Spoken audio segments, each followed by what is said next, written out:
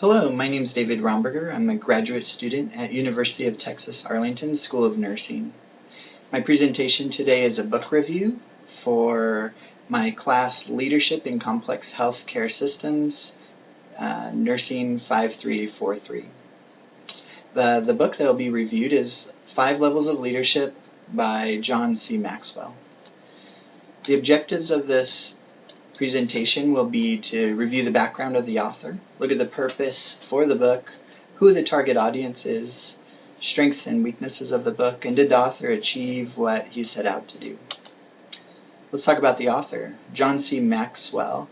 He graduated from Ohio Christian University, got a master's degree from Azusa Pacific University, and his doctorate of ministry from the Fuller Theological Seminary. He began his career as a Christian pastor, and is authored over 70 books. 3 of his bestsellers are The 5 Levels of Leadership, Developing the Leader Within You, and 21 Irrefutable Laws of Leadership. He's internationally recognized as a leadership expert. He's often mentioned in the same sentence as expert leaders Covey, Collins, and Patterson. He now owns his own business called the John Maxwell Company, where he provides personalized leadership development, team building workshops, leadership resources, and he still does public speaking. His philosophy on leadership can be summed up with one sentence: everything rises and falls on leadership. Let's look at his 5 levels that he discusses in the book. He wrote it to address the need to simplify leadership into stages. He wanted to make leadership principles applicable to all levels of leaders in small companies or large. And leadership can be complex, abstract, and confusing, and he wanted to bring stages for people to develop. Let's look at level 1. This one is called position. This is the lowest level of leadership. Their influence is derived from their title. Often this is referred to as bosses, but not leaders. This usually results in low quality work, as employees give the least required effort to meet the job. If leaders stay at this level, they don't have much success. Level 2 is called permission. This one is relationship-based. Leaders get to know their employees and they share a common purpose.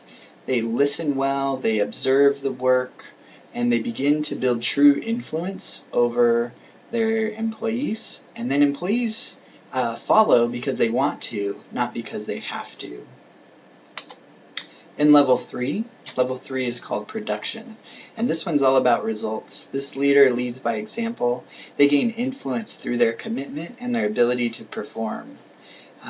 They create success in their environment, and that success builds momentum, and that momentum is key to solving problems, building leadership, and an overall great environment. Level 4 is about people development, or also called reproduction. These leaders see greatness through empowering others. They invest in others and in new leaders. The people that work for them are motivated by what the leader has done for them personally. And they also share a common value that organizations will improve as their leaders improve. And the final level is the pinnacle, also called the respect stage. This is the highest level of leadership. These leaders have influence because of who they are, what they represent, and they function here as they develop leaders who develop leaders. That's to say, they develop those stage 4 leaders. They use 5 laws of leadership. The law of respect, their influence is by their reputation. The law of intuition, they evaluate things through their developed view. The law of timing, they know when to listen and then they know when to act. The law of value, they spend time on things that build legacy and things that are important in people's lives. And then the 5th is law of explosive growth. They increase the amount of leaders in an organization and thereby increase the power of the organization.